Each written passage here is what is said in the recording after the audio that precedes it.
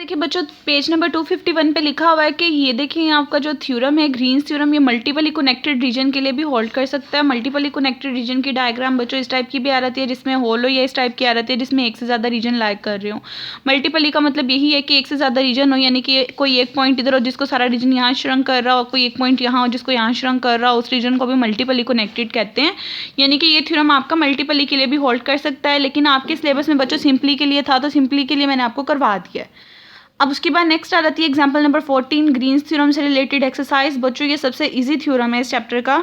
इस थ्योरम से रिलेटेड अगर आपको कोई भी एग्जांपल आ जाए और आपसे कहा जाए उसे वेरीफाई करें। वेरीफाई का मतलब ये होता है लेफ्ट हैंड साइड का आंसर निकालना है, राइट हैंड साइड का आंसर निकालना है, दोनों इक्वल आने चाहिए।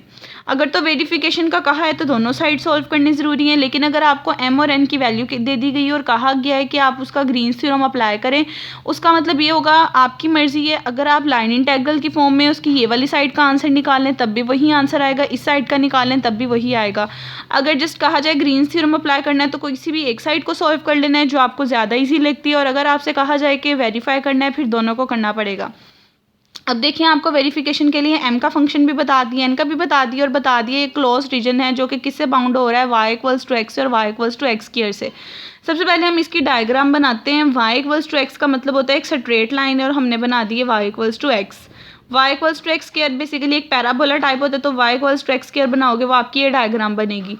यानी कि इस वाले रीजन के लिए आपको ग्रीन्स थ्योरम कैलकुलेट करना है। अब देखें लिमिट क्या होती है। लिमिट हमेशा वो होती है जहाँ पे दोनों पॉइंट्स इंटरसेक्ट कर रहे हों, वो उसकी लिमिट होती है। पहली लिमिट यहाँ से अगर गौर करें 0 0 है।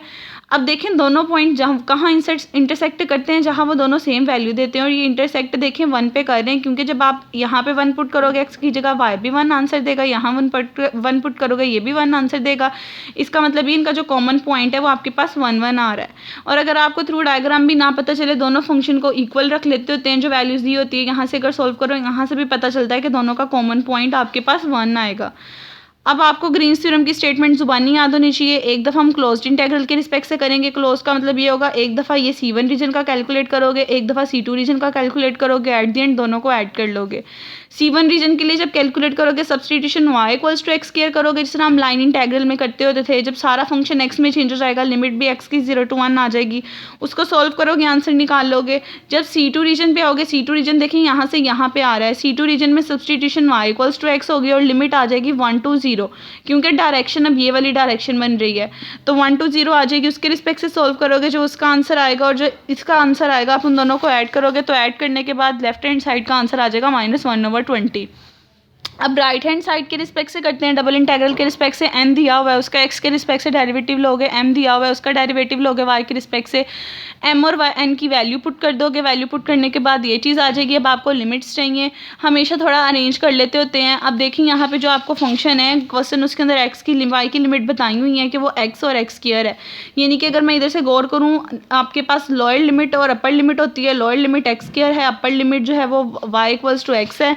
तो x की लिमिट आप पुट कर दोगे वो x स्क्वायर से x है। जब y की लिमिट पुट कर दोगे जब वो x स्क्वायर से x है, इसका मतलब यहाँ पे y की लिमिट है तो यहाँ पे dy आ जाएगा।